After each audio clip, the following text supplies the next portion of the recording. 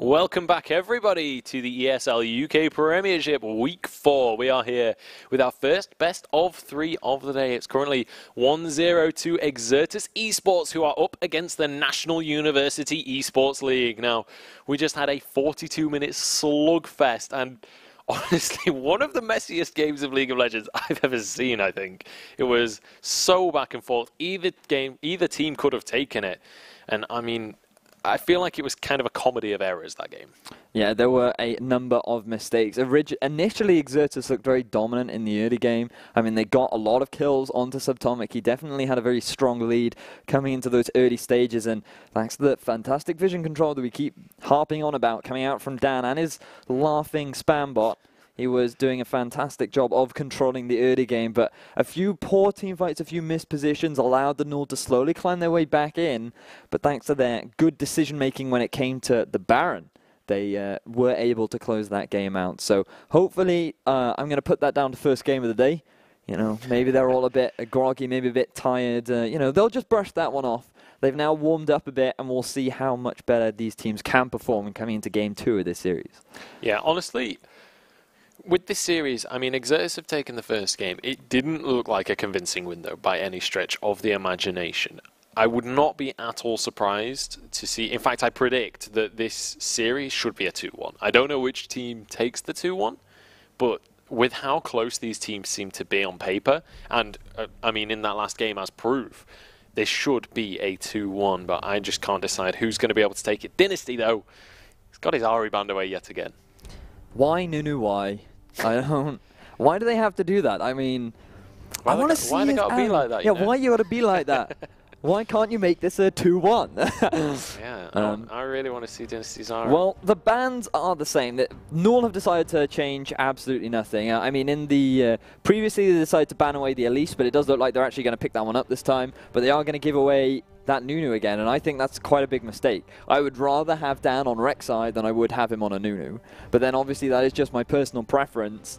Because I feel as though NUEL are quite good in terms of reacting during the laning phase. So if they're going to get ganked, I feel as though they can react pretty quickly to that situation. Whereas I feel as though Shaven Tortoise kind of had his entire jungle fully controlled by Dan, which is exactly what we talked about during the last chance. That is what it is like when you're against a Nunu. And I don't think they should allow that to happen again, because the amount of pressure that Shaven Tortoise could exert was basically completely nullified. We talked about how many buffs were lost thanks to the massive amount of pressure that Dan was applying. So I'm just, you know, it does look like Exertus are just going to go for pretty much exactly the same pick and ban phase. You know, they will have to deal with an Elise, but she did have a few nerfs.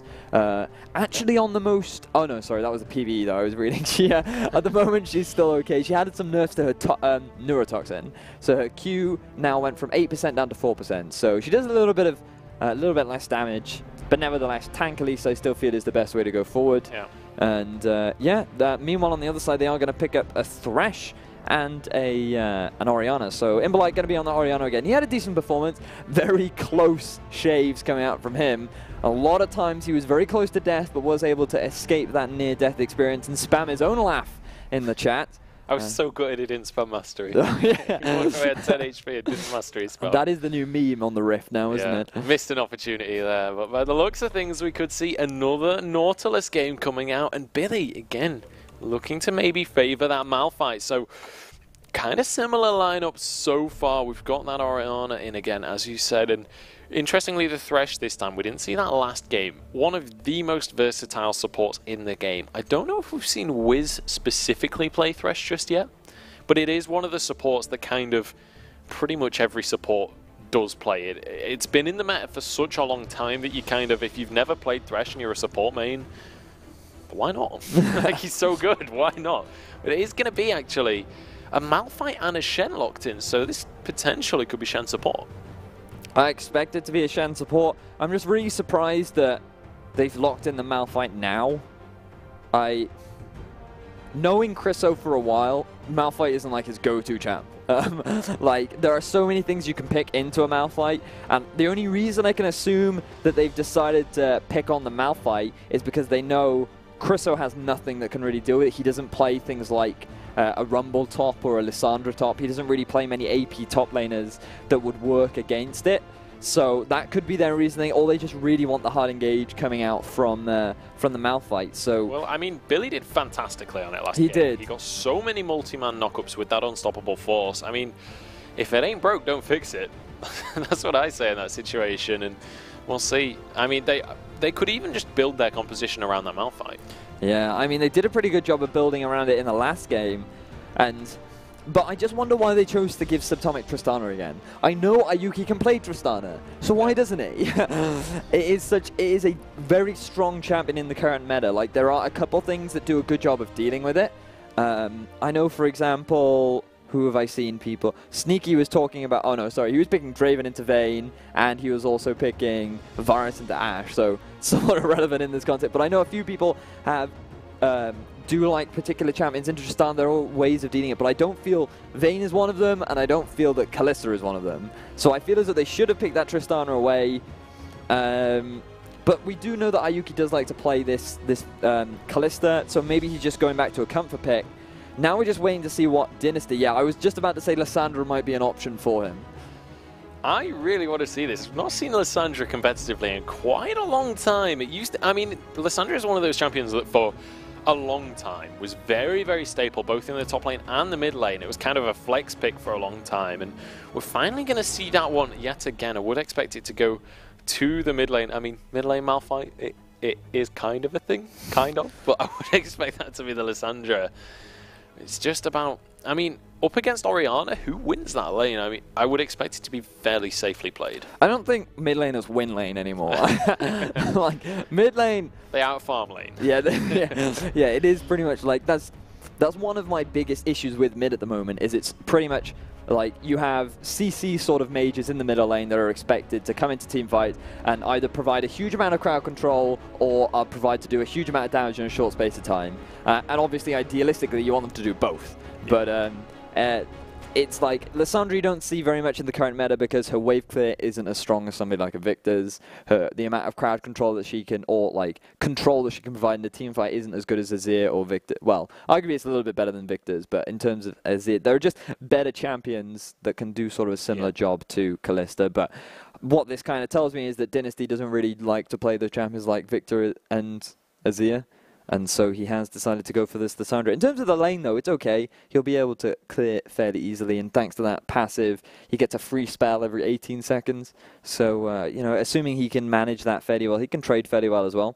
And there was a slight change to Lissandra in patch 5.16. Yeah, she now gets a heal for a percentage of her health. Every time she ults herself. See, now I was like, this is going to bring Lissandra back into the meta, but having a conversation with a few mid laners, they're like, yeah, but usually, like, you're very rarely going to ult yourself because it's nowhere near as efficient as ulting a single target. Because, I mean, if you think about it, like, going into a fight and ulting the enemy AD carry or ulting yourself, it's like, you know, which one really weighs up more, you know? But with Lissandra, compared to the Lux, it's going to be way easier to one-shot that Tristana. You know, in terms of lockdown, they have that. Yeah. But then on the opposite side, for a Kalista, they also have just as much lockdown for that Kalista. They have a fantastic engage. We saw Chriso on that Maokai against Team Pariah 2 weeks ago, and his flank engages, his teleport home guard engages were impressive. As well as that, they've got the flanking Evelyn available from Dan. So their ability to hard engage is there. So it's literally just going to be, again, it's going to be a matter of who sets up the fights, who gets their engages off, and who can basically land their abilities first. Because, you know, those are going to heavily decide how those fights play out. Yeah, interestingly as well, I want to touch on something you kind of glanced at earlier, is we've not seen any Azirs pretty much in the whole Premiership so far. We've not seen any Twisted Fates either. Both of these champions, I mean, Azir specifically, massive in Europe and in NA, and I mean all over the world right now. Really, really popular mid laner. Twisted Fate, we've seen a lot in LPL. We've seen it in LCK as well. Very, very popular mid laner coming into the meta.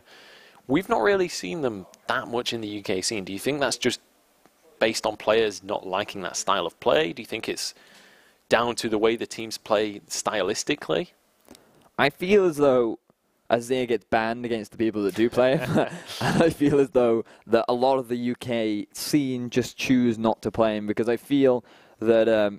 okay, so mid lane lessons from Vedius. So there are two kinds. I'm ready. Let me get my notebook. Yeah, got your notebook right. So there are two kinds of mid laners in League of Legends. You have the assassin style and you have the mage style, right? Now, generally a good mid laner can play all kinds of champions in the mid lane, like Faker, for example, who can play Azir 1 second and then Riven the next, you know? But generally, especially within the UK scene, people tend to fit into one kind of category or the other. And so if you're going to play the mages, you generally prefer farm lanes where you get your items and then your aim is to either peel or to provide control in team fights. So, you know, those kind of mage players, for example, Charlie T from Infused, Ped from XL, you know, these kind of players that prefer that kind of farm safe, do well in the mid game. And those players kind of like the champions like Azir, like Victor, those sort of champions that provide a lot of farm, easy wave clear, and Orianna, and, you know, pretty much play a passive early game. There are also, which is heavily more dominant, which is my kind of style, is the assassin type mid laners. So you have champions like the Ahri, like the Zed, like the Lissandra, like the LeBlanc, like Diana, just champions that can basically aim to win their lane and kind of snowball a lead into something, you know, something big. And they want to be able to one-shot the enemy AD carry. They want to be able to do damage. They want to be the ones killing the backline. And you'll find that the vast majority of mid laners prefer, like Ziviz really enjoys that style of play. Just another Dynasty really enjoys that style of play. QT Bacon Piggy we saw really enjoys that style of play. And so the fact that depending on your style will heavily dictate your champ pool. And I mean, ideally the best mid laners are the ones that can easily switch between the two and can happily play both. But what you can see is generally in the mid UK scene, people tend to fit into one or the other. So that's my perspective on the whole Azir Victor thing. Okay, fair enough. Well, we'll see if that's going to be the case. And I mean, again, yeah, no Victor locked in. We are going to see the Orianna versus Lissandra. So we'll see how Lissandra's going to be doing after those recent changes to the ultimate, whether she's going to feel stronger or whether she's going to be sort of falling off for this one. Interestingly, Chriso going for a much more defensive top lane of this game, going for that Maokai up in the top lane against Billy's Malphite, so deciding doesn't want to try and go for that aggressive lane again. Well, it is more of a... He is a top laner that scales more with AP rather than anything else. So at least if Malphite decides to stack any armor, you know, it's not going to do very much against Malphite. And looking at it, they do have a much more AP-centered composition this time, with AP coming from the top lane, the jungle, and the middle lane. So, you know, maybe that Malphite won't be as effective as it was in the last game. But one thing we haven't really touched much on is this Shen pickup, because... you know, Shen kind of varying in terms of its popularity. Sometimes we see it a lot, sometimes we don't see it at all. And it does offer that extra form of, like, global pressure. It does get to a point where, depending on how bears choose to build, you could actually use him as a secondary split push threat. So perhaps if the teleport is down, you can put him in a side lane, you can start him, getting him, split pushing, trying to be a nuisance wherever he can. So, but in terms of the laning, I still feel as though Subtomic and Wiz will have the stronger laning phase. That Thresh Tristana lane is definitely a strong one. So this bot lane is one to keep our eye on, because I feel as though the mid and the top are pretty much just going to be slapfest farm lanes. So if we're looking for excitement, it's definitely going to be in the bot.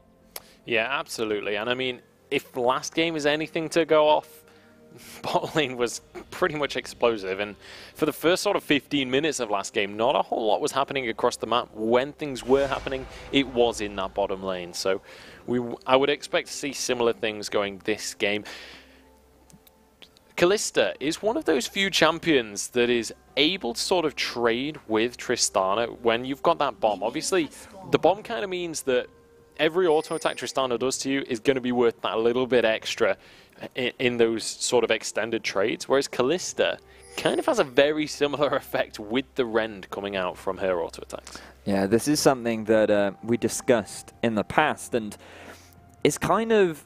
I would argue it's kind of a volatile matchup. Whoever gets the lead in the early game will pretty much hold that lead, because they do work in a very similar way. They put a stack on top of you, and pretty much whoever can get that stack the quickest will be the one to win out on the trade. The main difference being is that Kalista obviously can continue stacking, whereas Tristana explodes after 4 stacks. So it's kind of, as I said, it is pretty much a volatile lane, and depending how things go will pretty much dictate the shape of the lane. So you can see on your screen that the NUEL do currently hold the community fan vote. if you are interested in changing that, I'm sure there are some Exertus fans out there. If you do want to change that community vote, make sure you do head on over to the ESL, the UK Premiership site, and cast your vote to make sure that you can show your support for the team. Meanwhile, we can see Exertus bot lane hitting that early level 2 once again. They might be looking for something a little bit dangerous. They certainly might. The hook is not going to be used just yet by Wiz, though. Just going to be flaying bears on in, trying to zone them away as much as possible. He's doing a fantastic job of it. The second minion wave already going to be pushed underneath the tower, so that's going to be really, really good news for Exertus. Going to be a test of CSing for Ayuki. Should be able to get most of them, though. On that Callista, you can farm pretty easily under that tower, so not too much of an issue for them. And he's actually going to be able to stay just about even in CS, and in fact, if he can perfect CS these next few, he's going to be ever so slightly ahead. Yeah, the lane froze in a fantastic place in the bottom lane. So Atomic lost quite a lot of farm trying to get that early shove off, but fortunately, well played by the NUEL to get that perfect freeze, and it was just shy of the turret, so the minions didn't take that much damage, and they were able to farm very well near their turret rather than under it. So well played by the NUEL to get that early CS advantage. But you can see pretty much all across the map, it is just a slapfest, but we can see Dan heading into this bottom lane with a Thresh. If he lands the hook, ooh, does go a little bit wide, so the bottom lane for the NUEL should be safe for the time being. Yeah, absolutely. Shaven Tortoise as well, trying to get into that middle lane, not going to be able to find anything at this early stage, and that's one of the things when you're trying to gank into those mages. Ayuki getting a little bit low here. Dan has found a perfect position. Oh. He's going to get taunted in. What a nice flay. Denies the dash. Oh, the hook at max range, but there's just no follow-up from his team. And that's going to be, unfortunately, not quite able to get as much as they would have liked from that gank. Do get the flash out of Shen, though. Yeah, that was a fantastic flay coming out from Wiz. He perfectly predicted when the taunt was going to come out. Interrupted it immediately, and that forced the flash out of Bears. So very well played by Wiz. We were talking about that we haven't seen him very much on that Thresh, but you can see he's very well versed on the champion. So well played there by Wiz to get a small advantage in this bottom lane. Yeah, absolutely. Going to be very, very happy with that one. And now, I mean, looking across the board, everything incredibly even. By this time last game, we'd already seen sort of a 10 CS lead starting to eke out up in that top lane towards Chris. So this time in that Malphite-Maokai matchup, which is, I mean, say that 5 times faster, but this time they're much, much more even in farm, and that's going to be much better news for Billy in this early game. Yeah, that is definitely the case. Meanwhile, we can see Shaven Tortoise heading up to this top lane, which I feel is a mistake because you're not really going to get a successful gank in that top lane, especially when Billy isn't level 6. So I feel as though Shaven Tortoise should just leave that top lane alone for now. He should concentrate his efforts onto heading around the mid lane, heading around the bottom lane, because the thing about Lissandra, and the great thing is, whenever I used to play her back in the mid lane, is she was pretty much a free gank the moment she hit level 6. I like the fact that that Imberlight has decided to go cleanse. Smart pickup against the Lissandra, but if Dynasty can chain his CC properly, he might be able to force the cleanse out and then follow up with extra CC, followed up by the cocoon. Means that he can do, they can easily lock down that Orianna. So, we need to keep an eye out. Dynasty has hit 6, so this could be where the mid lane starts to shift in a certain direction. Yeah, absolutely. He's going to be able to head back to base, shoving those minions underneath the tower to get himself a little bit of an advantage. Now 10 CS ahead in that middle lane. Obviously will lose a few on the next wave though, as he's back in base. And Imberlight is back into the lane, so should even out just about in that middle lane on the CS. And across the board, very, very even. Very, very safe play from both of these teams. And this is kind of what we saw last game.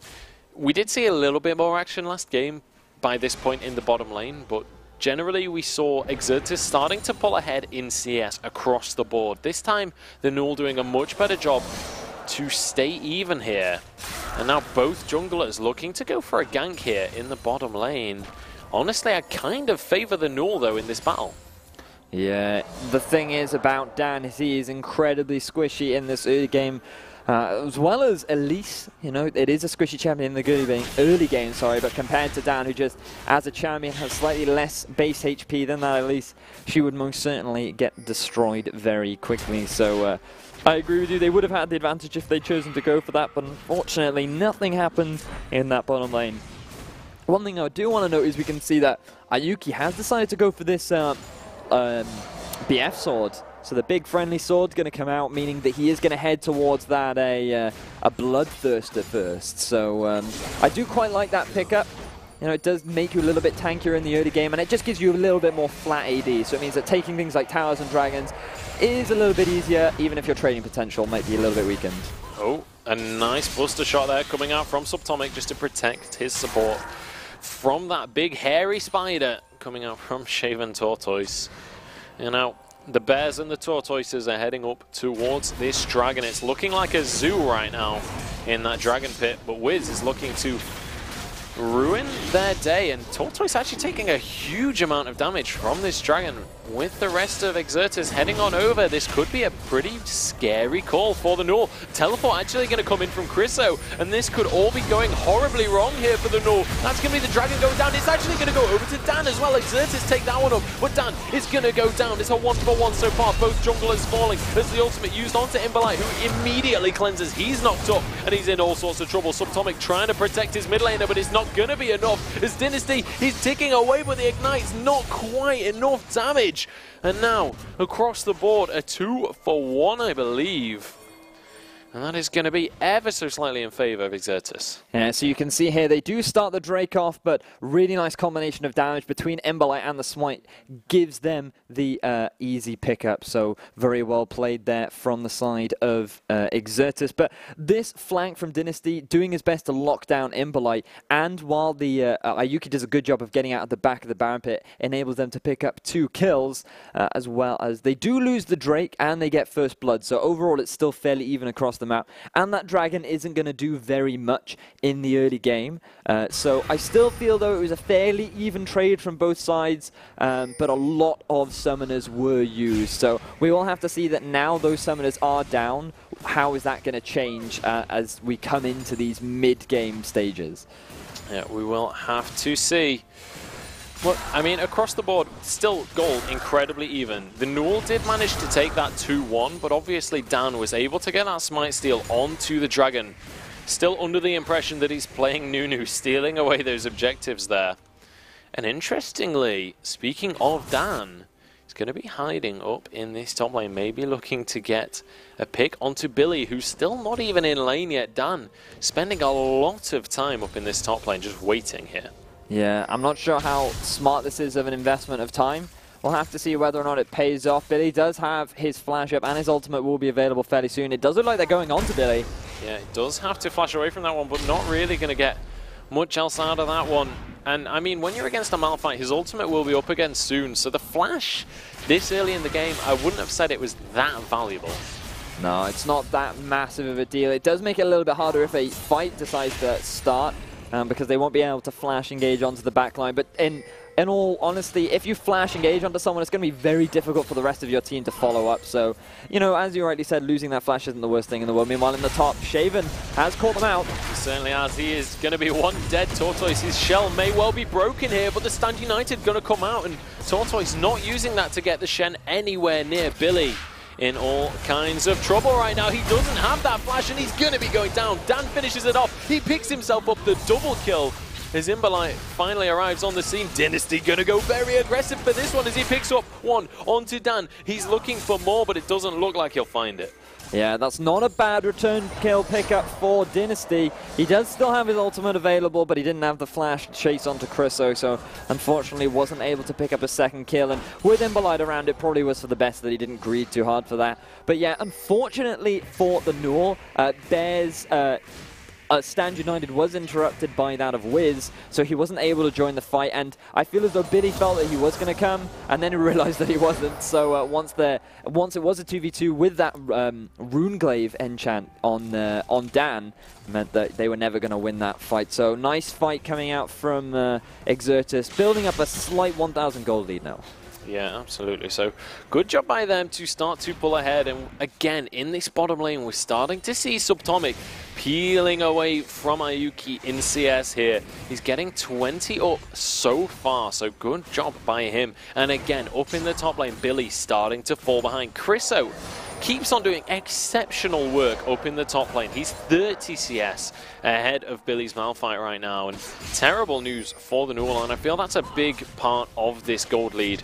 However, in the mid lane, a different side of the story. Dynasty is managing to out-CS Imbalite. So across the board, Exertus are slightly ahead, but because of that mid lane, it's kind of nullifying that lead ever so slightly. Tortoise not quite able to land a cocoon though onto Wiz, who's going to have to flash away from this one. Dynasty looking for more, but not quite going to be able to get onto those targets. Yeah, you were talking about that CS discrepancy where it does look like Billy might have had a slight DC, so a pause will very likely come out. So yeah, the large reason for that CS discrepancy is when they decided to set up for the Drake, basically all of the lanes were pushing towards Exertus. And because it was a sort of slow push, you know, the towers had pretty much cleared out the waves for Exertus. Massive waves had built up just under the tower of Exertus, so that there was basically, by the time they came back to lane, there was a huge amount of farm available to them. So the fact that the lanes weren't managed properly going into this Drake fight meant that Exertus came out with a huge CS lead following picking up that Drake, which is why you see these big CS discrepancies. So we do apologize about the slight pause. It does look like that Trash Club Billy is suffering some internet issues. I'm sure he's going to set up his second route at any minute now. Trash mode and Billy. Trash mode and Billy. But it's fine because, as we know, every player does have a second modem available to them, or they Obviously. should. So, who doesn't? Who doesn't? I mean, who doesn't? So he should set that one right up. Should be back into game. Wait, you don't? No. I'm Let afraid down not. caster. I'm not rich enough for that. But anyway, let's take a look at the game so far. We've got 1,000 gold lead here for Exertus. They've won the first game for themselves, and they're managing to slowly but surely start to pull ahead in this second game as well. Across the first game, I don't think there was a single point where the NUEL were actually ahead in gold. It was looking like compositionally, map-wise, they were starting to pull ahead, but gold-wise, I don't think they ever actually managed to get ahead of Exertus. So far, this is kind of starting off in the same way as the last game. However, Exertus were managing to pull a little bit further ahead last time. Yeah, it was all thanks to the early kills picked up by Subtomic, though the fact that he was 3-0 at about this point in the game, in the previous game, really gave Exertus a large amount of momentum coming into the early game.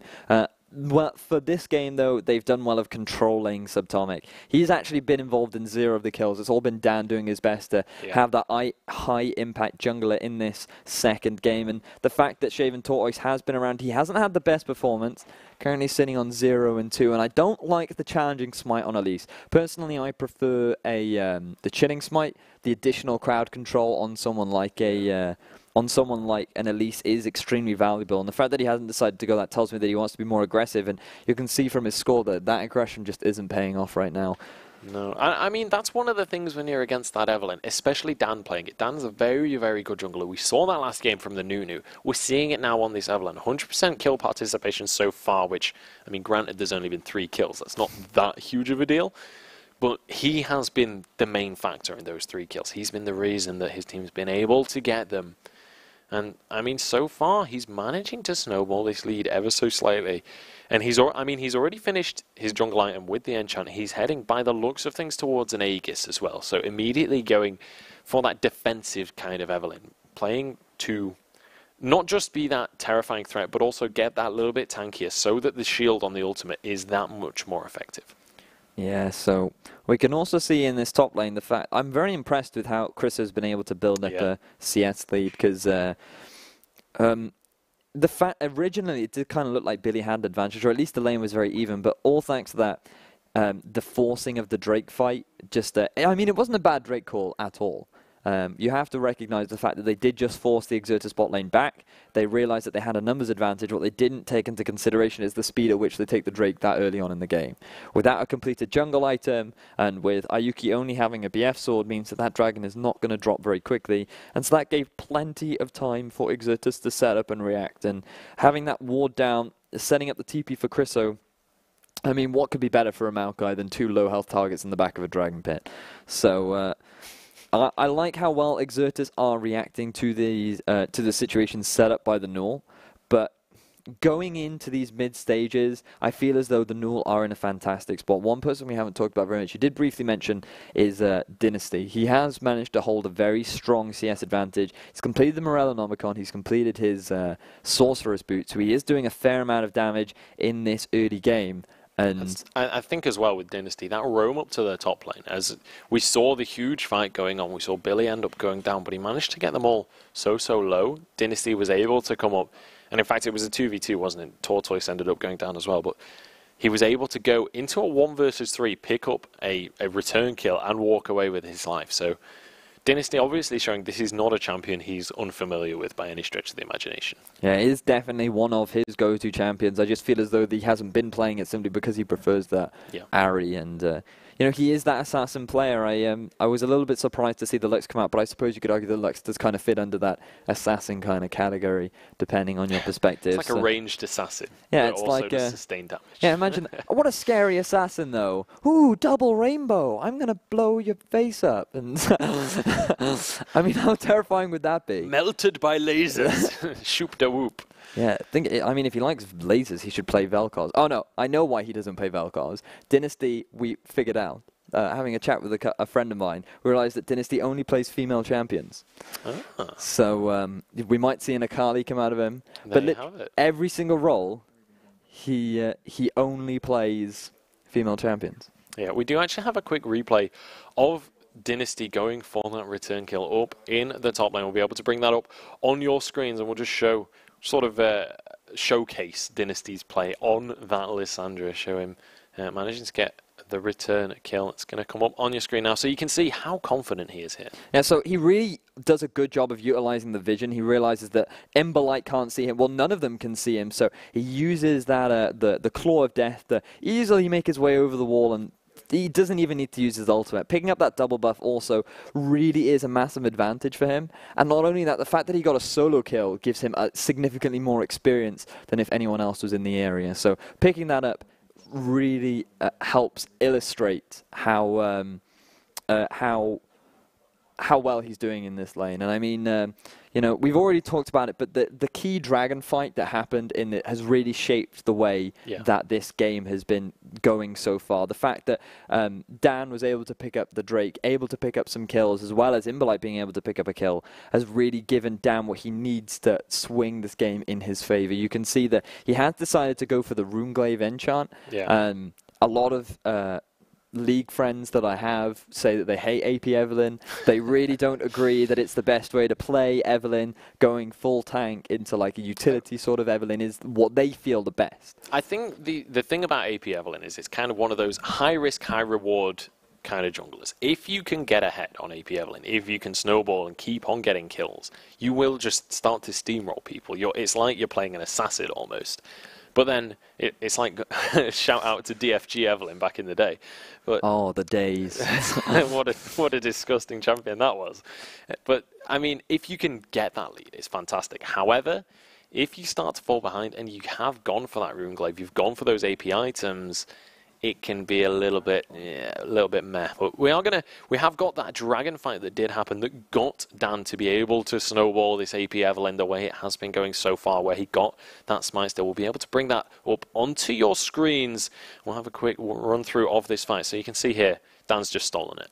Yeah, at this point, it was a really nice combo between Dan and Imberlight. Imberlight threw his ball in to try and get damage down onto it, and with the combined smite, enabled them to pick up that dragon. But the biggest problem you have here is that Dynasty's completely out of mana, and at the moment he's relying on his passive, the free spells, to do as much damage as he can. Fortunately, a little bit of extra damage coming out from Billy enables them to pick up that kill, but because he's completely out of mana and pretty much out of health, means that they can't follow up any other damage. Because of how much healthy Billy and Bez is, they might have been able to pick up another kill if he had a little bit more mana. Unfortunately, that wasn't the case. And while all that was going on, Ayuki sitting at the back of the barrel, and people are like, team, please, where are you, team?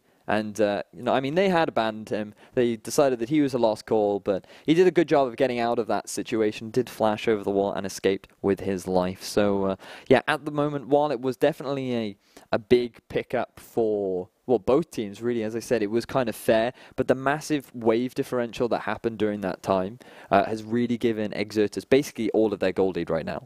So it does look like that Trash Club Billy has finally reconnected. It took him a while to set up his second modem, but now that that's all ready to go, they should be back into game and on your screens any minute now. Yeah, just wondering if Billy has made enemies with Froggen or something in the recent past with those couple of connection issues, but he is back onto Summoner's Rift now as we head back into this game. 3-3 is the score. Just 500 gold lead in favor of Exertus so far. Not anywhere near as convincing as they were ahead in the first game. We'll see if they can make a change for that one. Obviously, Exertus, as you can see on your screen, 1-0 up so far in this best of 3. And we'll see if the NUEL have what it takes to pull this second game out. I personally have predicted this one to be a 2-1. And honestly, not really sure which direction in. So far, it's been looking like Exertus might be able to take the series. But, I mean, it is all still to play for. 1,000 gold lead in their favor. But we'll see what the NUEL have to pull this one back for them. So we do have the Drake spawning in 20 seconds. You can see that already the NUEL have decent vision control around the river so they can see where Exertus are and where they're setting their vision up. Meanwhile, Exertus doing their best to extend their vision line into the enemy half of the jungle to be able to see where the NUEL are coming from, where they're looking to engage from. So at the moment, it's just a battle of vision. The Drake has just spawned and both teams looking to gain control over the river. However, Ayuki might be in a lot of trouble. He certainly might, and he's going to have to flash already, but that's not going to be anywhere near enough as Dan picks his third kill up of the game. He's on that hat trick now, and they're going to head over towards this dragon. And honestly, there's not going to be a whole lot that the NUEL can do about this one. No, they are just going to have to hand it over. A bit unfortunate positioning there from Ayuki. He even wastes his flash trying to get out of that situation.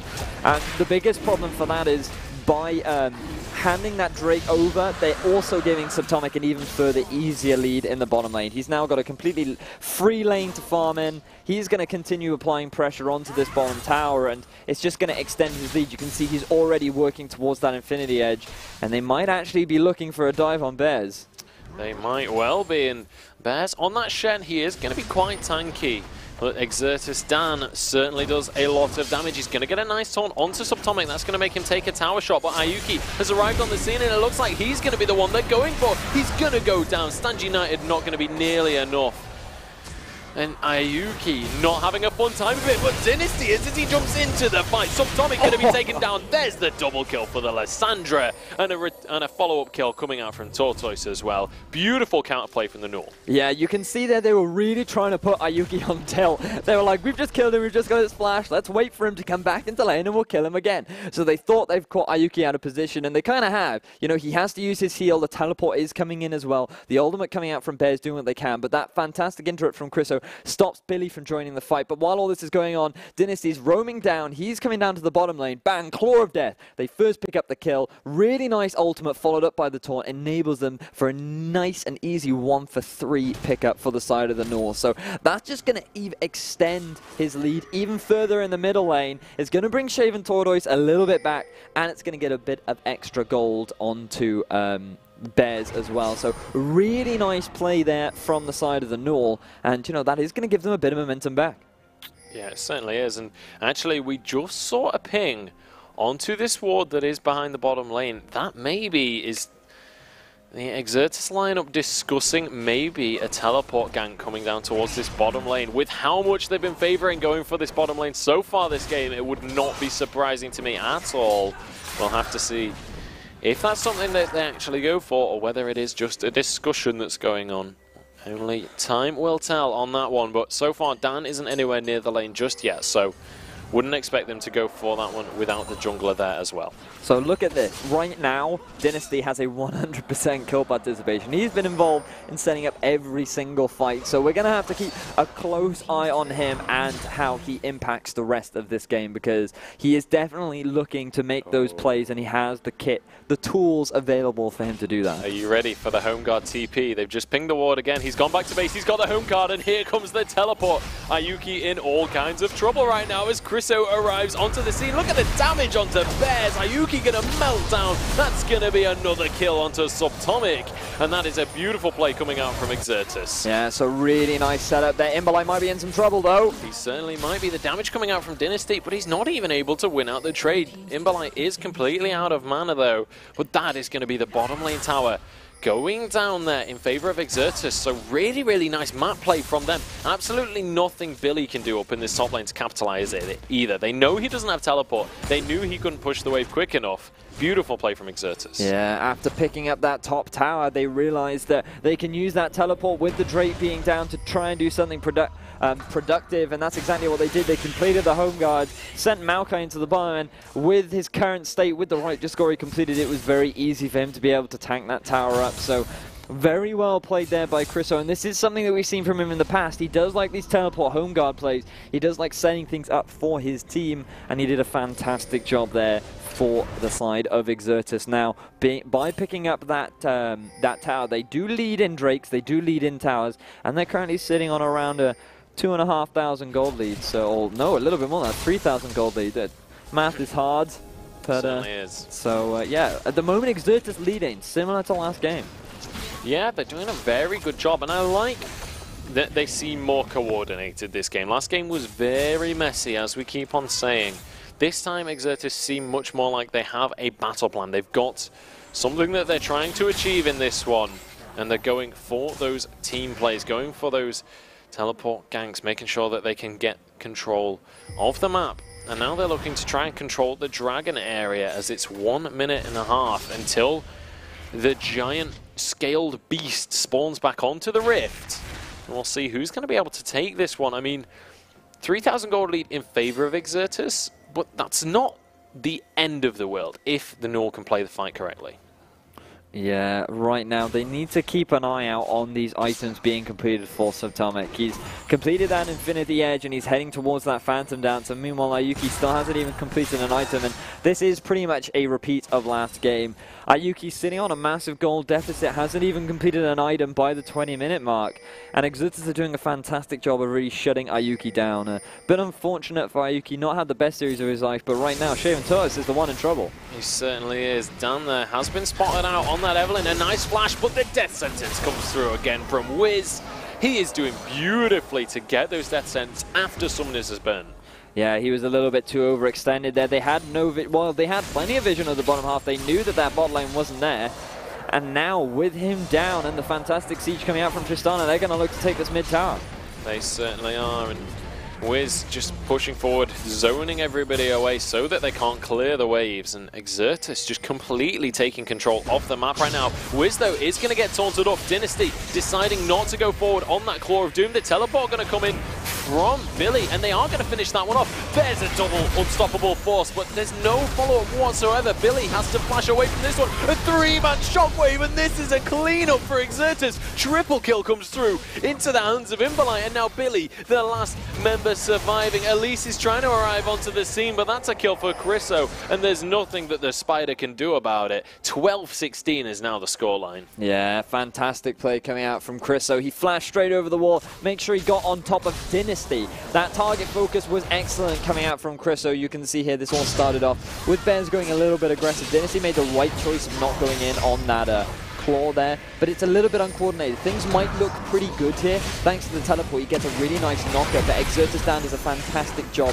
of zoning the rest of the team, preventing them from follow-up. But right here, Chriso locking 3 up, allowing for the 3-man shockwave, pretty much decides that fight right then and there. And now with a 5 versus 1, Billy, the best he can do is run away. I don't think using his flash there was the best use of it, because he does end up being sentenced to death thanks to the skill of Wiz. So massive gold swing now for Exertus, sitting on an 8,000 gold lead. Yeah, certainly are. And I mean, just a couple of minutes ago, I was saying, okay, 3,000 gold lead. It's big, but it's not the end of the world for the NUEL. 8,000 in 22 minutes, that might just be the end of the world. As Dan gets engaged upon so many ultimates being used there. Well, they are going to be able to take that one. Subtomic having to flash away as Dynasty goes very aggressive to try and trade that back. But it is going to be a 1-for-0 for the NUEL so far. Chriso trying to re-engage this one. Is he going to be able to get the twisted advance? He's looking for it any second now, but he can't quite get in range. However, Wiz with the flash whiff is not going to be able to grab anybody. Yeah, that whiz straight on by without even landing onto anyone. Trashka Billy now might be looking for something. He certainly might. Manages to get the slowdown onto Imberlite. There's going to be a Fate Skull coming through as well, but it's not going to land onto anyone as Chriso gets the twisted advance onto that Lissandra, who's in all kinds of trouble. There's another kill for Imberlite. He's rocking with the 6 kills now in this game as Chriso jumps onto Billy. He's going to be dropping to the Tristana bomb any second now. And now Imberlite, so many shields, so many heals coming out from Wiz right now. That Mikhail's doing absolute work to save his mid laner. And this is falling apart so quickly for the NUEL. That's going to be the mid lane tower going down. This may well be an inhibitor as well. Yeah, big miscommunication coming out from the side of the NUEL right there. Billy was looking for an engage, yet there was absolutely no follow-up. The only one that could really follow up was Dynasty, and he didn't even have his ultimate available. So Billy pretty much baited the queen to her death. So big bit of a misplay there, and that enables Exertus to pick up that middle inhibitor. They have cracked the base, and Bears, oh no. Uh-oh, Bears in a bit of trouble. I like that from Bears, actually. Quickly places a ward, and it soaks up 2 of Subtomic's attack move hits there. So a little bit of micro play coming out from him to protect himself. And he's going to be able to get away from that little Death Brush setup. It is going to force him away, though, and mean that Exertus can push that minion wave underneath the tower and head on back to base. So 10,000 lead now in favor of Exertus. So there you go. If you ever find a bear in the woods, just make sure that you've got your Immortal Being and a rocket launcher, because that'll just scare them right off. So we can see that did force Bears out. Didn't really lose anything for it. But yeah, nice counter Bears measure for any future wood goers.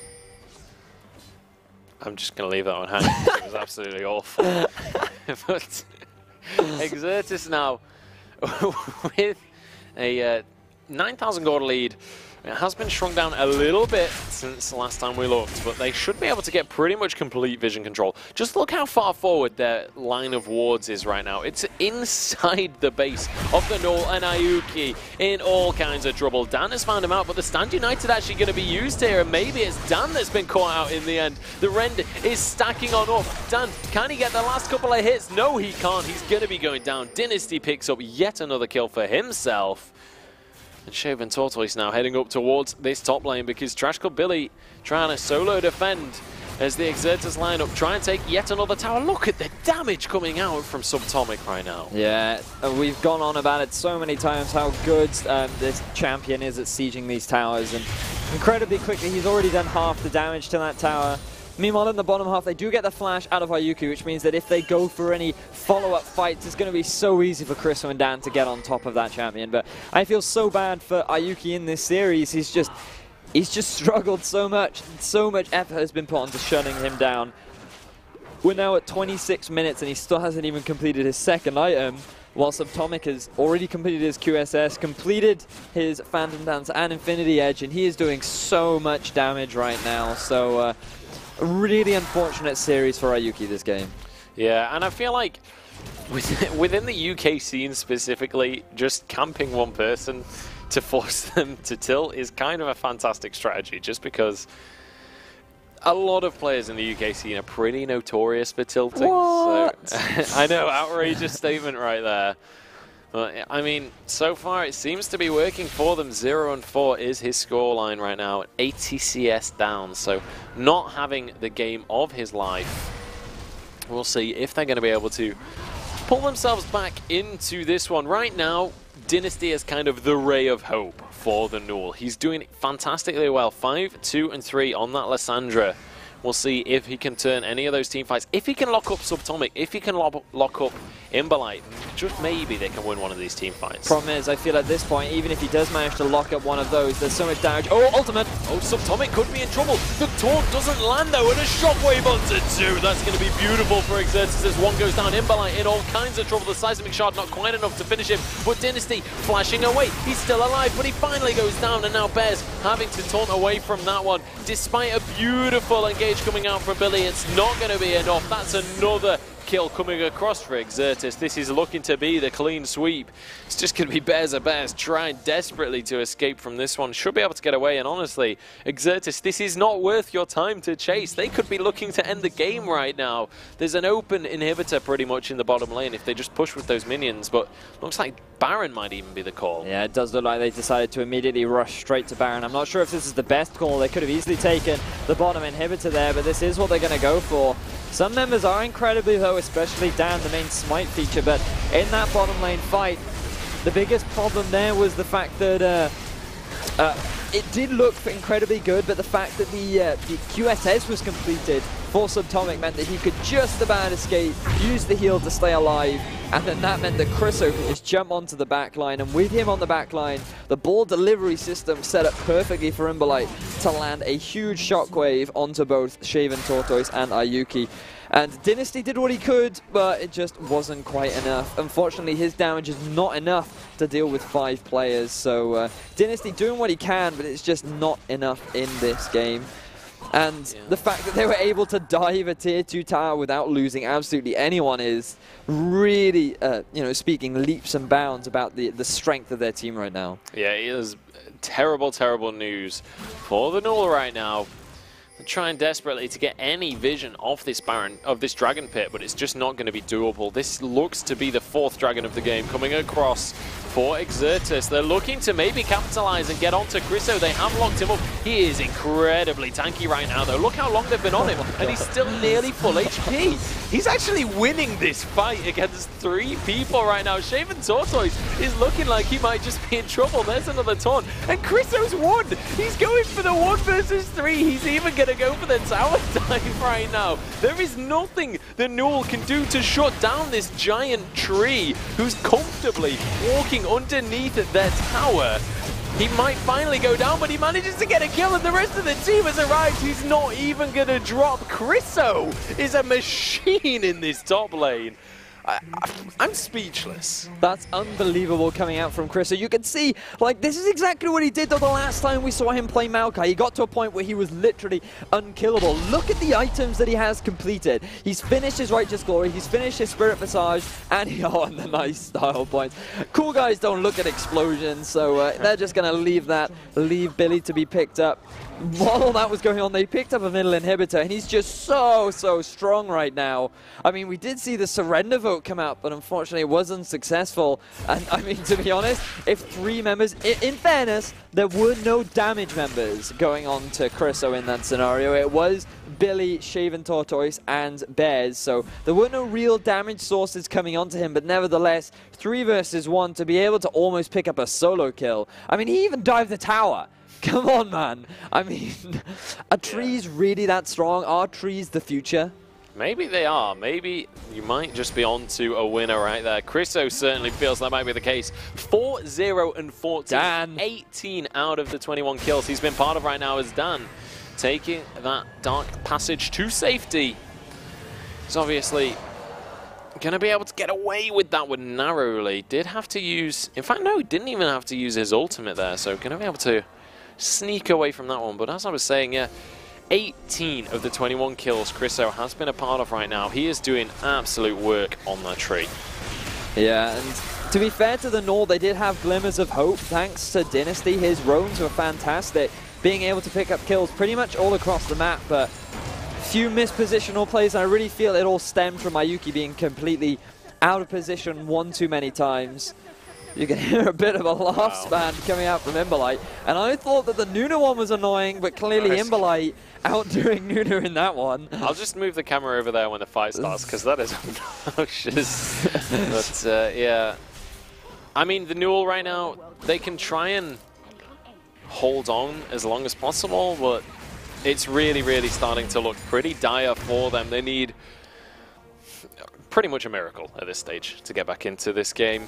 And in the meantime, we just have Dan split pushing up in this top lane, forcing those super minions onto the Nexus towers, forcing the NUEL to have to go and defend away from those ones. Yeah, and look at this. Exertus have actually only lost one tower this game, so definitely their first game was a matter of, you know, first game of the day. They were a little bit sleepy. Chriso didn't have the best game of his life, but definitely in this game you can see they've woken up. They're a lot more alert. Their cause and decisiveness have been a lot more crisp and clear, and the vast majority of the deaths have been on Dan. And I would argue that that's largely down to the, you know, squishy build that he went on in the early game. But once he completed this, ooh, flash! Oh, a cleanse was used by Imberlite. He's going to get caught up by that ultimate, but he's going to survive. And now Tortoise is in all kinds of trouble. There's a double kill coming through for Imberlite. He does go down for his trouble, though. But now Bear's going to be the next target. He has to flash away as well. Chriso looking for the twisted advance, and despite managing to get the catch onto Imberlite, it's looking to be 2 for 1. I say that, but Dan looks to make it more. There's going to be the twisted advance onto Ayuki, who's in all kinds of trouble. Look at the damage coming out from Subatomic. There's another kill onto Chriso. This may well be the game. In fact, I say may well, this is going to be the second game for Exertus. They're going to turn this into a 2-4-0. Billy, there's absolutely nothing he can do to defend this one. Doesn't have his ultimate, doesn't have anything. This is going to be the game 2-0 right now. Exertus pushing that Nexus down any second now. They're actually going for KDA right now. Billy, all kinds of trouble. He's going to be able to walk away from that one. A nice hook onto Dynasty. But it is going to be the second game of the day, going over to Exertus Esports.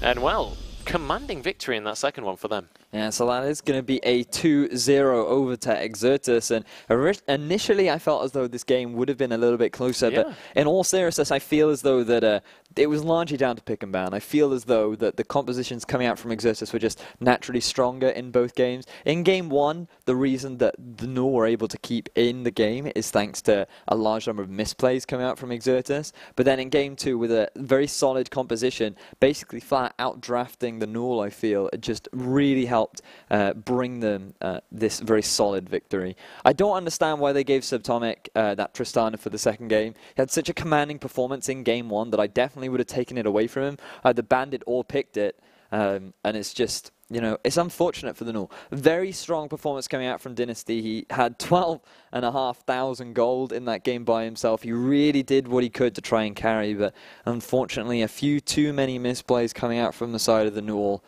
meant that they were not able to claim victory. But in fairness to the NUEL, you know, they are playing against some of the top UK teams, and they are doing, you know, they're putting up a decent performance. They're not at all playing badly. So, you know, with a little bit of extra work, a little bit of, you know, work on their team compositions, their pick and ban coming into these games, that definitely could be a worthy contender coming into the rest of the Premiership. Absolutely. And we'll have to see how that pans out later on in the Premiership. But that is going to be the end of our first best of three of the day. 2-0 was the score in favour of Exertus. So congratulations to them. We are going to be heading into a short break, but do not go anywhere, as after the break we have Team Infused up against XL Esports.